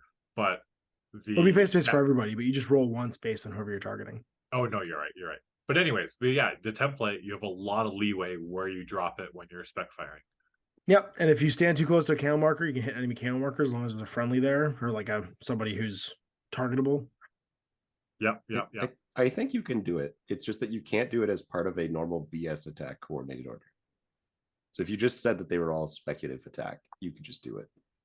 Yeah, so it's we got that wrong last episode too. You can definitely coordinate hacking programs now too. So long as they're the same hacking programs. Yeah, it's different than Fireteam ARO declaration, but there's a consensus it may get changed because when you all have to declare the same skills, and it's like hacking programs are like saying I'm making a BS attack.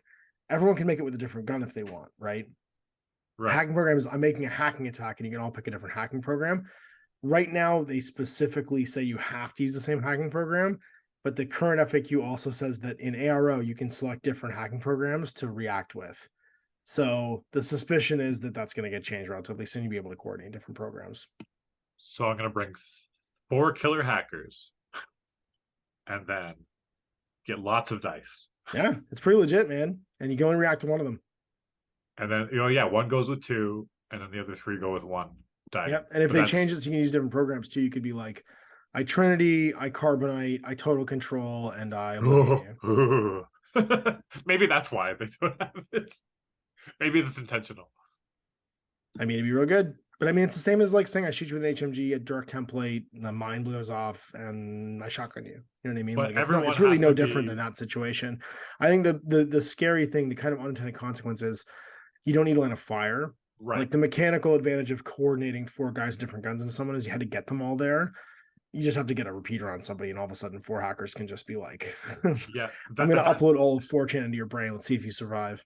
Yeah, because it's if they have any defensive guys standing up at all, trying to coordinate all the people running out into the open, or how does everyone keep cover, and it's like a whole ordeal to get 4 people shooting at someone else, and there's you'll lots have of to options. Take 4 hackers. Most people don't take 4 hackers, and people can there's always some shoot or something you can do back, and then with heavy infantry, you're well, I reset and I hope I roll well, otherwise I'm getting hit with the kitchen sink. and everything else. It's just like, oh my gosh. Yeah, it's a lot of cyber warfare all at once. I mean, I think that's okay because that's what makes Infinity feel not like 40K. Is that cyber warfare is like a legitimate thing you can do. Guys are running around in like AI driven fiber bundle power armor. You know what I mean? Like, and so there should be an element of like, hey, the computer running this thing is a vulnerability for this guy on the battlefield. Let's make a rule that makes that happen. Fair enough. Yeah. I mean, I think it's a Infinity's balancing crazy. act because it's guns with no line of fire, right? They can just act. Yeah. So at the Saturday, I saw a friend who was just picking up some Marvel Crisis Protocol, and I was like, just come play Infinity, man. It's gonna be better. He wasn't convinced, but when I was like telling him about Infinity, it was like I was getting excited. As I was explaining Infinity, it was like, oh yeah, and then this is the way this happens, and then this is how, like, oh yeah, with the orders, like you can activate this person, but then it's like, oh well, if that's going well, then you have the backup plan of this, and because of all this and this, like you never play the same game twice, even if you set up, and it's not because it's the dice, it's because of decisions that you can make, right? And it's like getting it. You're and getting then why you Infinity's also, so great, Dan. you also have the dice thing, and so it was just kind of like yeah, it was like I'm not slowing down at all. I'm still quite excited about Infinity. You're a willing victim. You, one of us, one of I made us. I made a considerably dumber version of what we've been talking about. The list is called Loss of Lieutenant. Good. Shout out to our boys, Lost Lieutenant. It is Saladin, a neurostatic Sunduck butt, and the Magariba Guard, with 4 Daylami grenade launchers, Zoyeka, 2 Gazis, 9-point guys with the Marat's shotguns, 2 more Gazis with Marat's shotguns, and 2 Hunzacut forward observers. I don't care if you kill Saladin. And you're just gonna blow every command token coordinated grenade launchers into the deployment zone in the first turn.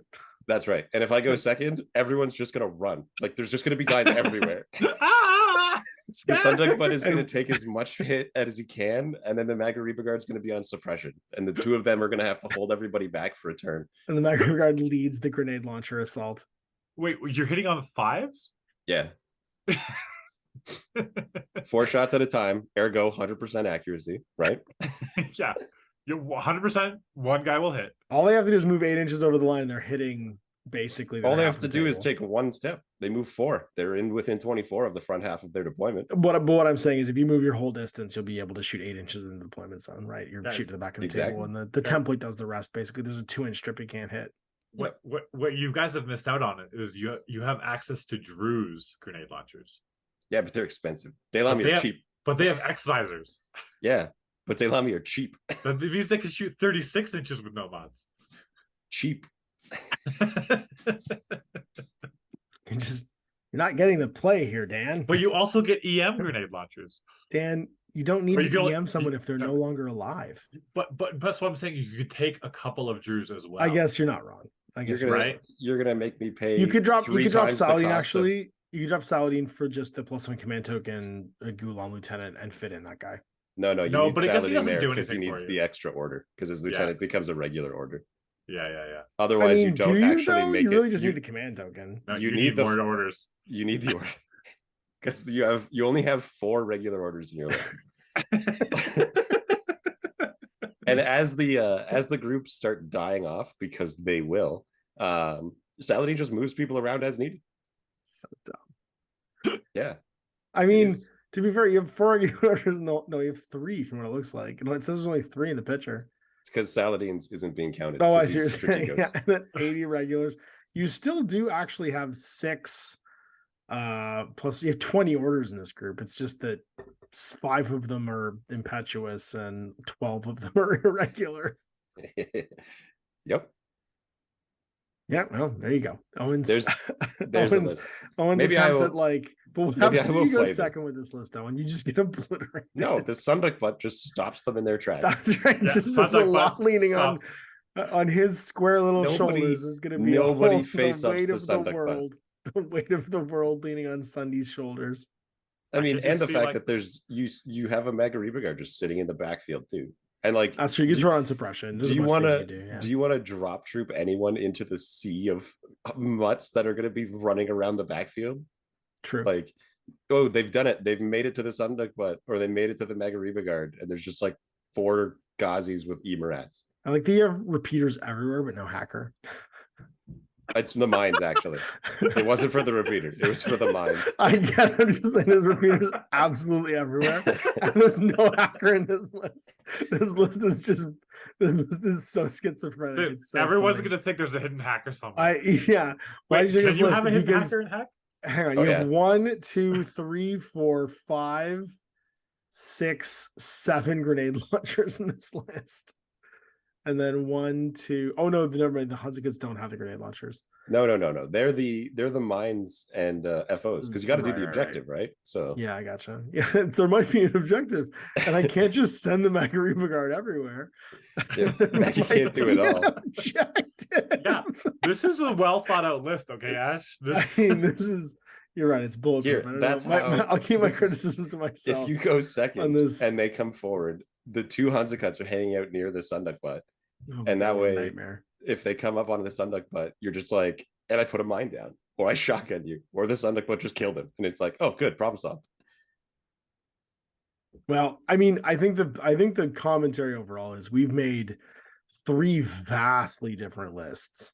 And that I think is that if I was to like sum up, if we're going to try and put a pin in this, if I was to sum up one of the great advantages of playing this way. And I think we've kind of watched over the last 12 episodes, 13, 14 now almost, Dan do this. Is he started with a small selection playing Starmada. He broke out of that into this like parent faction list, this like vanilla list. And it's hard to get bored of like a parent faction, of like a prime list, because there's so much you can do. You can make so many diverse lists, and you can play in a way I think that's very interesting, because you have to like you're basically like being a chef. You're cooking a different meal every day, and you're getting these very different sort of like strengths and weaknesses baked right into what you're making when you do these selections that make the game experience really challenging, really different. And you can come up with some wild combinations like you just heard basically in the last like hour and a half, 2 hours. That I think it's hard to like solve one of these factions. And I think people sleep on profiles that can become very interesting and dynamic when you're not trying to fit them into like the peg or the hole. Sorry, you're trying to fit the peg into the hole of like, this is the way this sectorial works. So things can shine on their own, and you can kind of get a lot more nuanced and subtle variation when you select different profiles and use them in different ways. I think we saw that some in 012, but I think our discussion on 012 sort of like it rested more on, hey, look at how much different stuff you can take than Starmada. When we're looking at Haqqislam, it's, hey, look at how different this stuff can become when you pair it up differently, and you're not trying to stack guys in order to get a composition bonus or to build a fire team or whatever like the sort of like wombo combo advantages are. You're actually looking at guys based on their sort of like core stats and their core abilities. And I honestly think it makes for very interesting gameplay. And I personally really enjoy playing these core factions as opposed to playing the sectorials, because I think you can surprise people with some of this stuff and it makes it a bit more unpredictable. And you can really leverage the overall strengths when you have that like list diversity. I kind of dislike sectorials a lot because I like the freedom. It's like when I'm playing any other game of like having to choose like just whatever version of whatever that is in the other miniature games of like you have to like pick this faction and then you have to choose from that, or you're forced to take that artifact, or you're doing that, and it just pins you into it. Like, sure, it gives you benefits, but I don't know if the benefits outweigh the tactical advantage of all the extra things you can make. And I'm really glad I didn't start with Haqqislam, because I'd be spending thousands of dollars buying all of these models to try them all out. Because I want to do it. We'll get you there. You have until October. New ITS comes out in October, and we'll all start new that's why I'm really factions. glad when I started with 012, because it's like I own almost the whole 012 faction, and I did have to spend some money, but it was much more limited. than, A lot more than these feasible other, to do. yeah, a lot more feasible. And then you get really you have all that diversity, and it's just really fun to try different things out. And it's like, stay away from the net lists online. Don't look up what players are playing, what's effective. Just try stuff out and figure it out. And it's just like, you get these like really fun lists, and vanilla, I think, is the way to go. I'm sold on vanilla factions everywhere. I think it's just that you became a veteran Infinity player quickly because you're a veteran miniature wargamer, right? You have the advantage of being able to sort of see how a game works, I think, just more quickly. And so that like experiential learning you're doing by going in and playing games, it just levels you up faster. You're power leveling your Infinity experience. And I think that's where like the simple solutions aren't as interesting as the lateral ones, right? I mean, I also have you and Owen at like beck and call, being like, how does this work? What does this do? Why do people we lie to do you this? half the time or don't know what we're talking about. So that's also true. But we're idiot savants. It's that was the hardest part of starting Infinity. I was like, I could ask Owen a question, and he'll always act like he knows the answer, and he'll also say the answer as if he knows it, but doesn't mean it's actually right or wrong. And and he was coming from N3, and so I was like, I'm confused. I think you did a great job. I think in the early episodes, especially, you kept us honest. Like that was a real superpower, I think, in our early episodes, is how we had to go back and dig through everything to make sure we were doing our best by you to make that experience sort of like actually worthwhile, and we weren't just leading you astray the whole time. And there's a few times where you caught us. I was like, wait 1 second, that's not how that works. Hey, stupids. This is wrong. So any final thoughts on Haqqislam? This is your longest running I've ever seen you come back and play a faction and be interested about it. I think they've gotten a good diversity glow up in N4. Like, they've gotten some cool new units. I really think Sonic Butt added a lot. I like what Rama Task Force added, giving you that like an armored like play style. Like, if I was to look at this as like an overall faction, I would say that Haqqislam has the most like sort of like strengths diverse sectorials. Like, they really have unique identities, and then one of the most powerful individual, I think, selections of units. Not necessarily powerful factions. I think in general, Infinity is fairly balanced as like the power scale, but I think you have an almost premier selection of like, I can kind of get a unit that does everything. Yeah, that was always their biggest thing. And I touched on it before when I was like, you can fight anybody anywhere, but you better have brought the right thing. Yeah, you do kind of get broken into that, like every tool is kind of unique and purpose built. I also, and I'm like thinking about it now as I'm looking at all of it, and I'm like rebuilding my old lists and stuff. And I think part of the reason I'm so like bothered by that 15 order cap is how much it affected Haqqislam, specifically the vanilla Haqqislam. Because it used to be that you could bring a few like medium tier hitters and be able to throw a bunch of cheap orders at the opponent that were just irregulars or bikers and stuff. Like, I don't know if you'll remember, but we played a couple games where I brought like a bunch of Daylami, because Daylami used to have mech deploy instead of infiltration. I know. I have that emotional damage still. And like, that was a 27 order list, or 27 units. It was a lot more orders. Because it was like a brief history there, Dan. Mech deploy used to be, it's sort of infiltration, but you'd put one guy up to halfway, and then every other model in your list that had mech deploy has to deploy within zone of control of that guy. Yeah, that is the helicopter. Like, he like fast ropes that one guy in, and that's where the rest of his squad dropped down. And so what I would do is there'd be this group of Daylami who had every type of weapon and skill, like hackers, doctors, shotguns, HMGs, all of it. And you'd find a building on your half of the board, and like you'd put like 15 guys in it, and they'd have everything, and they could fight anybody who tried to come in it. And then the rest of the army was Case and Beg and Coom Riders. And so like halfway up the board, you have this hideout filled with like cheap, shitty fighters who have everything, and then a sea of motorcycles going around it. And it was great fun. I only played it like once or twice because it's a tedious army to play, but you can't do that anymore. Like, it's just gone. Now you get much more reason and balance and things like that.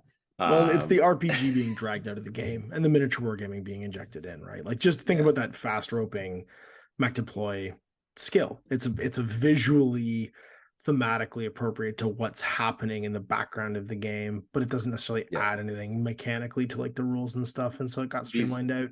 These guys rappelled out of the Blackhawk into the building at the beginning of the fight, and so they're all together at the front there. Yeah.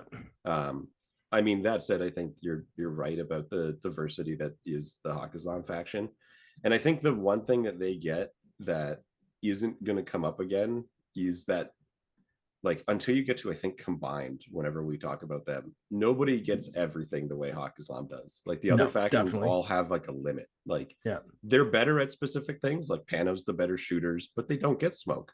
Yeah, and like that pie chart isn't as evenly divided as it is in Hawk. Yeah, whereas here you sometimes have individuals who kind of spike up into there, but like you very rarely get to the top of anything. But you have so much that's already like it's the Daylami, or sorry, the Daylami, the Gulam versus the Aguasil.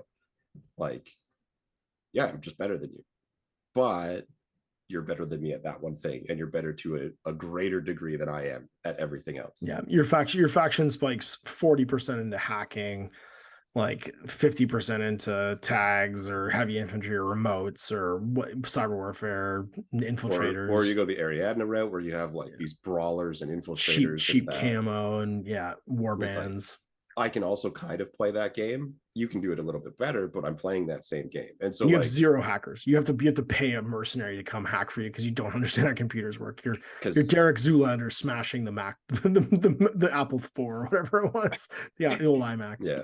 And that's my thing is like the other factions all have like a focus, but in doing so, they lost out on another aspect of it. And Haqqislam didn't really do that. Yeah, their role diversity, the faction. They get an equal blend almost of everything. Yeah. And I think the only one who kind of competes with them in that I can do everything is combined. But we'll get there. Yeah, definitely. Definitely. All right. I guess my final thoughts on Haqqislam are, from what I've seen, played against, and what we've talked about, is 14 the faction. Like, you win by doing objectives, and objectives require whip most of the time. And it's like, that makes things easy.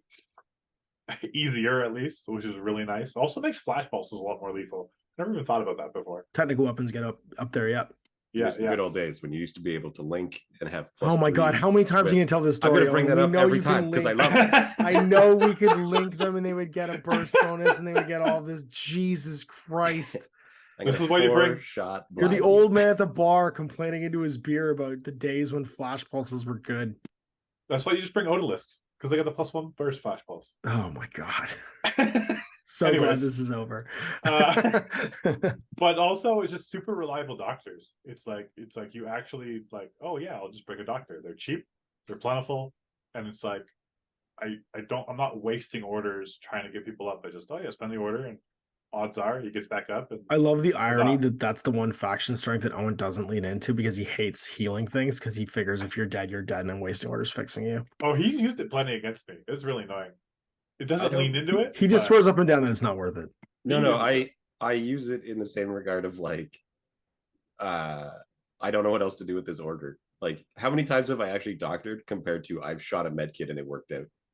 That's true.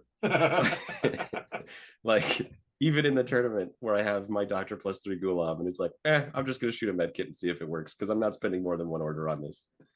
Oh, it did? Great. Oh, it didn't? Just as well. Life's cheap in Owen's army, almost every time. Welcome to Haqqislam. Your general, Oladine, is going to be handing out Panzerfaust at the door and write a letter to your mom because you're not coming back. No, Haqqislam is really cool. It's really annoying to play against. I'm glad that Owen's taking a break from him for a while. And speaking of which, that will lead us on to our next faction. I think we're going to do one more faction breakdown over the next month, and then take a break from faction breakdowns for a minute probably and do something else, because this has been neat and we've gotten to go through all of Owen's current faction, from Get Ready for Cold and Carbonite, all of Dan's like learning to play Infinity stuff, and we'll end on Owen's new faction / the faction I've been working on since ITS14 started, which is Aleph. And we'll do it in the same order as we did Haqqislam, where we'll go newest to oldest. So we'll start with the operation subsection, then steel phalanx, which is the army Owen painted yesterday. Because it's the army he got from playing at Colder Than Carbine. He got a copy of Black Wind, or 2 copies of Black Wind. And then we'll finish off with Vanilla Aleph. Jeez. It's a lot of random dudes. Right. So I'm excited for that because I just finished playing some OSSS and I've been playing some Aleph, and I've played Steel Phalanx obviously back in N3 and N2, which was a lot of fun as well. So we'll catch up for that, for the first of those 3 episodes next week, and then we'll take a break and move into something different for a minute, and then come back to faction breakdowns in a bit. All these have been fun, but I like to talk about. I think we'll be getting close to like the summer releases and Bakunin and stuff. So it'll be fun to like do something different for a spell before we get back to start new armies. All right, that's it for me. Night, guys. All right, good night. Bye. Bye-bye.